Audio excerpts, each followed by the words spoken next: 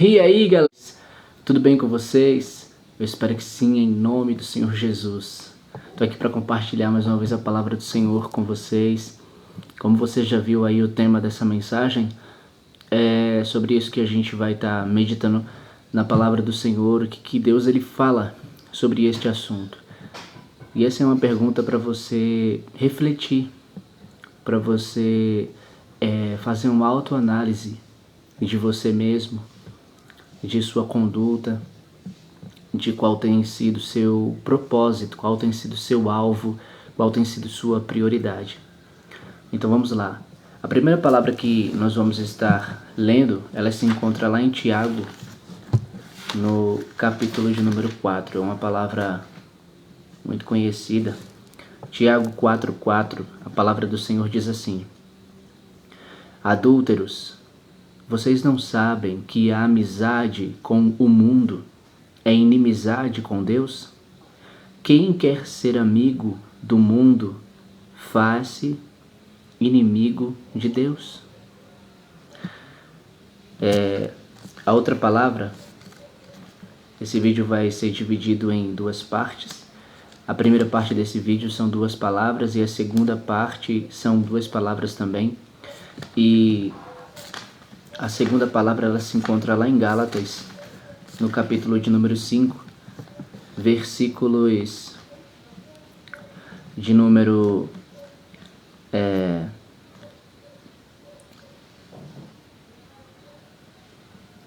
16.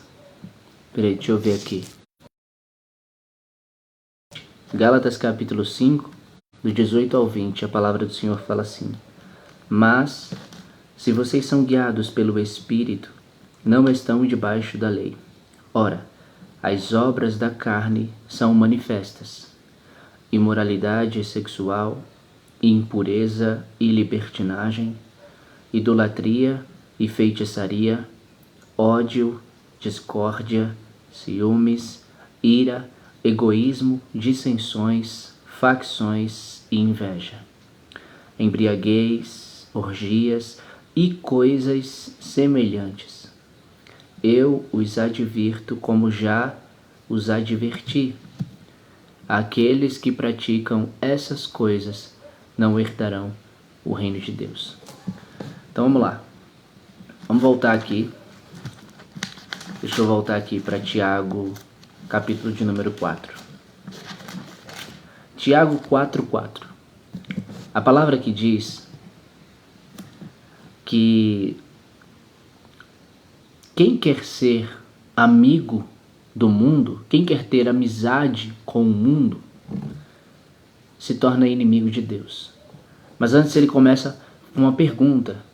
Ele diz: Vocês não sabem que a amizade com o mundo é inimizade com Deus?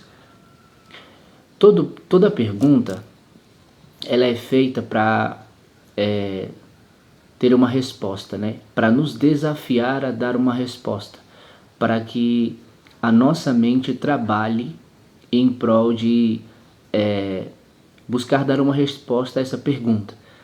Só que o início desse versículo, ele tem uma palavra antes de iniciar essa resposta. Ele começa, na verdade, dessa pergunta, e ele começa essa pergunta com uma afirmação. Uma afirmação feita àqueles que assim agem. Deus está chamando essas pessoas que assim agem adúlteros, ou, em outras versões, infiéis. E o que é ser um adúltero? O que é ser um infiel? Nada mais, nada menos é que ser um traidor.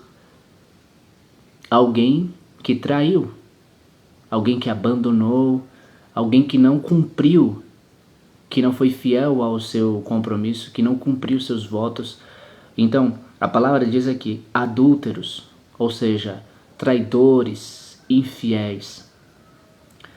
Vocês não sabem que a amizade com o mundo é inimizade com Deus? Veja, e a pergunta, ela também tem um sentido de nos despertar a consciência para refletir sobre. Então aqui Deus está fazendo uma pergunta para despertar a nossa consciência, refletir sobre esse assunto. Que ter amizade com o mundo, como ele diz, que a amizade com o mundo é inimizade com Deus. Aí ele diz: quem quer ser amigo do mundo se faz inimigo de Deus. Então, se eu quero ter amizade com o mundo... Não, a primeira parte diz... se eu entendo, como diz a palavra, vocês não sabem que a amizade com o mundo é inimizade com Deus. Quando a gente tem amizade, quando a gente está em um relacionamento de amizade, esse relacionamento de amizade, ele tem prazer. Nós temos prazer em estar com essa pessoa e nós gostamos da presença dessa pessoa. Nós confiamos nessa pessoa, acreditamos e passamos muito tempo com essa pessoa. Porque essa pessoa, ela é nossa amiga, né? Agora, quando nós temos uma inimizade com alguém, não são todos os casos, mas há aqueles casos que você fica até com raiva quando você escuta o nome da pessoa. Porque essa pessoa, ela te enganou, porque essa pessoa, ela te traiu, porque essa pessoa fez algo contra você. E você tem uma inimizade com essa pessoa, ou seja, você é inimiga dessa pessoa. A palavra do Senhor, ela está dizendo que quando eu tenho uma amizade com esse mundo, eu me torno um inimigo de Deus. Quando eu tenho um tipo de relacionamento com esse mundo que eu chamo de amizade, e quando é amizade é como eu acabei de falar. Se a gente também for ver no dicionário qual é o significado da palavra amizade, e por experiência, cada pessoa que viveu uma vida, que conheceu um amigo nessa vida, e que foi um verdadeiro e leal amigo, sabe o que realmente é uma amizade. Então, se eu tenho uma amizade com este mundo, certeza que eu estou me opondo a Deus, porque Deus não é desse mundo. Deus não tem nada a ver com esse mundo. O próprio Jesus, em João capítulo 17, ele disse que assim como eu não sou do mundo, eles também não são. Veja, e Jesus disse: não peço que os tire do mundo, mas que os guarde do maligno. E em 1 João 5,19 a palavra de Deus diz que o mundo inteiro jaz em quem? No maligno.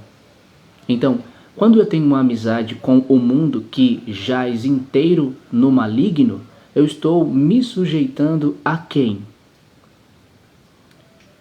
E a palavra do Senhor fala que ao ter amizade com o mundo, eu me torno inimigo de Deus, como diz o final do versículo. Quem quer ser amigo do mundo se faz inimigo de Deus. É simples, é um fato. Então, de acordo com a pergunta tema da mensagem de hoje, a quem você tem se submetido, a quem você tem se sujeitado? O que você tem priorizado na sua vida? Você tem sido de Deus ou você tem sido desse mundo? Você tem sido carnal ou você tem sido espiritual? Entenda que você é desse mundo, nós somos desse mundo, mas em Cristo Jesus, nós estamos na verdade nesse mundo, mas em Cristo nós não somos desse mundo. Apesar de nós nascermos aqui, apesar de nós sermos humanos e entendermos, termos a consciência da nossa existência nesse mundo e de sermos rodeados por tantas coisas que despertam tantos desejos e prazeres em nós, mas nós não somos desse mundo. E esse mundo inteiro jaz no maligno, ou seja, ele está debaixo de um poder maligno, de uma ordem maligna. E entendendo biblicamente o que a palavra está falando nesse sentido, não em um sentido racional ou lógico, mas em um sentido bíblico, em um sentido espiritual, você compreende que ao você se sujeitar e a você buscar e a você ter amizade com este mundo, você está se entregando ao mal, você está aceitando o mal em sua vida. Aparentemente o mal ele não vai aparecer exatamente com as intenções reais que ele tem, porque ele é o pai da mentira, então ele vai se apresentar como quem para você não é assustador, como quem para você é agradável, e com a intenção de enganar você, e conseguindo te seduzir e conseguindo te enganar, te prende nas suas correntes, nas suas prisões, essa que não aparentam ser para você e nem na sua mentalidade, porque você está recebendo exatamente o prazer que deseja, e é isso exatamente que ele está alimentando, a sua carne. Então, por você estar com a mentalidade da carne e viver sobre essas coisas, então o inimigo faz com que você não perceba que é uma escravidão e cega você para a verdade de Deus, a verdade de Cristo, e você não consegue perceber que Jesus é mais importante do que essas coisas. Você olha para essas coisas e o seu coração grita dizendo que você precisa e que você não consegue viver sem elas. Quando na verdade, se você olha para Cristo e se você ouve Jesus e se conhece em Jesus e acha a sua identidade nele, você encontra nele a força, a verdade dele em você que te define, e ouve ele dizer para você que sim, você consegue viver sem essas coisas porque você foi criado por ele. Você veio dele e para ele e não precisa de nada dessas coisas, e sim somente dele. Então, entenda que ao você querer ser um amigo desse mundo, tenha essa consciência que você vai estar se colocando contra Deus, vai estar se tornando um inimigo de Deus. E não é bom que você queira ser um inimigo de Deus, não é bom que você queira deixar a Deus, trocar Deus, abandonar a Deus por causa deste mundo, por causa das coisas que esse mundo oferece. Todas as coisas deste mundo, elas são passageiras. E além de ser passageiras, muitas delas são malignas e só vêm em nossas vidas com um propósito de nos destruir. Então, de acordo com Tiago 4:4, se eu quero ser amigo deste mundo, se eu tenho uma amizade com este mundo, eu tenho uma inimizade com Deus, ou seja, eu me torno um inimigo de Deus. E se eu quero ter amizade com este mundo, então eu, como diz a palavra aqui na segunda parte do versículo, eu me torno um inimigo de Deus. E como diz a outra palavra em Gálatas no capítulo 5, versículo do 18 ao 21, essa palavra ela fala sobre as obras da carne. E veja o que diz o final do versículo 21. Eu os advirto, como antes já os adverti. Aqueles que praticam essas coisas não herdarão o reino de Deus. Aqueles que praticam essas coisas não herdarão o reino de Deus. Cair em tentação é uma coisa. Vacilar, falhar, tropeçar, cometer um pecado é uma coisa. Agora, praticar é outra coisa. Então, a palavra do Senhor diz: aqueles que praticam, e entenda que você falhou, você errou, você pecou, você vacilou, né? Foi um acidente, você acabou se descuidando e naquele momento você pecou. Mas você pediu perdão a Deus e você se arrependeu e sinceramente você se levantou e você seguiu em frente, certo? Então, como diz aqui a palavra, prática. Aqueles que praticam essas coisas, eles não herdarão o reino de Deus. Então, se você tem estado em alguma dessas práticas aqui, entenda que para Deus nós não escondemos nada. Nós podemos esconder as coisas das pessoas. Aos olhos humanos, nós podemos esconder. Ninguém está vendo, ninguém está sabendo. Eu posso ocultar as coisas no meu celular, eu posso colocar senha, eu posso ocultar as coisas no meu computador, eu posso esconder alguma coisa no meu guarda-roupa, nas minhas roupas, sabe? Eu posso fazer alguma coisa de oculta aos olhos das pessoas, mas aos olhos de Deus nós não podemos esconder nada. E é a Ele que nós vamos prestar contas de todas as coisas que nós estamos fazendo. Por isso, o meu conselho para você é que se você está praticando alguma dessas coisas, arrependa-se enquanto é tempo. Em nome de Jesus, arrependa-se. Abandone essas coisas. Entenda que essas coisas, elas não são você. Você não é essas coisas. E você não precisa dessas coisas. Quem criou você foi Deus. Deus criou você à imagem e semelhança dele e chamou você em Jesus para tornar você livre, completamente livre, totalmente e inteiramente livre dessas coisas. Para curar a sua mente, para curar o seu coração, sua alma, para transformar você em uma nova pessoa e fazer você ter uma visão diferente da vida que o mundo oferece, para a vida que ele te deu de graça. De graça. O mundo oferece um tipo de vida, mas ele cobra e o preço é alto. Mas Deus te dá uma vida em Jesus Cristo de graça. E essa vida é completamente e totalmente, inteiramente de liberdade, de verdade, de sinceridade. Porque Deus nunca vai mentir para você. Deus também nunca vai te trair. Deus também jamais vai te abandonar. Pelo contrário, Ele sempre vai amar você com amor eterno, com amor leal, vai te atrair e sempre Ele vai estar com você durante o caminho, te guiando, te orientando, te protegendo, te ajudando. Então, abandone essas coisas e deixe Cristo ser o Senhor da sua vida, ser o Senhor da sua mente, guiar e conduzir os seus pensamentos. Uma palavra que fala sobre mentalidade, ela se encontra lá em Romanos, no capítulo de número 8. Veja só, olha o que diz aqui a partir do versículo 5. Quem vive segundo a carne tem a mentalidade voltada para o que a carne deseja. Mas quem vive de acordo com o Espírito tem a mente voltada para o que o Espírito deseja. A mentalidade da carne é morte, mas a mentalidade do Espírito é vida e paz. A mentalidade da carne é inimiga de Deus porque não se submete à lei de Deus, nem pode fazê-lo. Quem é dominado pela carne não pode agradar a Deus.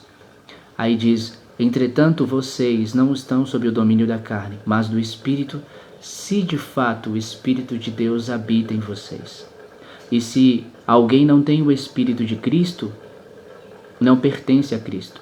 Mas se Cristo está em vocês, o corpo está morto por causa do pecado, mas o Espírito está vivo por causa da justiça. E se o Espírito daquele que ressuscitou Jesus,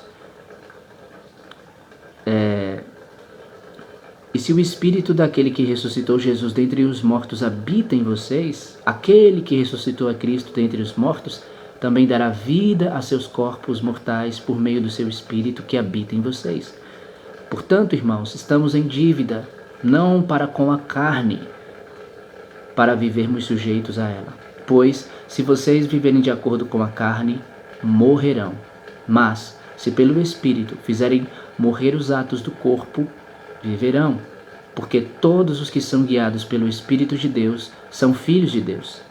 Pois vocês não receberam um espírito que os escravize para novamente temerem, mas receberam um espírito que os torna filhos por adoção, por meio do qual clamamos: Abba, Pai. O próprio Espírito testemunha ao nosso espírito que somos filhos de Deus. Se somos filhos, então somos herdeiros, herdeiros de Deus e co-herdeiros com Cristo. Se de fato participamos dos seus sofrimentos, para que também participemos da sua glória.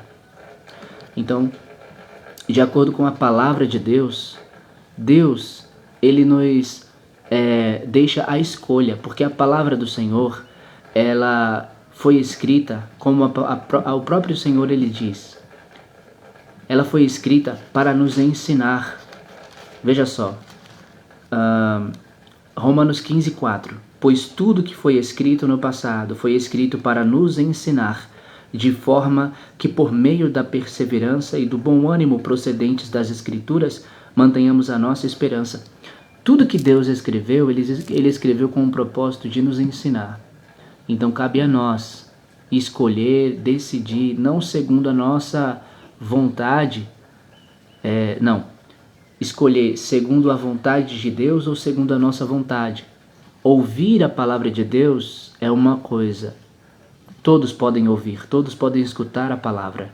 Agora, crer na palavra leva você a receber e pedir a Deus que ajude você para praticá-la. Então, a sua decisão faz parte da sua escolha. Ouvir e só ficar por aí, ou ouvir e crer e aceitar no seu coração que isso vai levar você a buscar em Deus forças, ajuda, sabedoria, direcionamento para colocar essa palavra em prática. E tenha certeza disso, Deus vai ajudar você. Não importa quantas vezes você caiu, quantas vezes você pecou, quantas vezes você pediu perdão a Deus, e até se hoje mesmo você fez isso. O que importa é se com sinceridade, com verdade, você quiser ser liberto disso. Você quiser ser livre disso.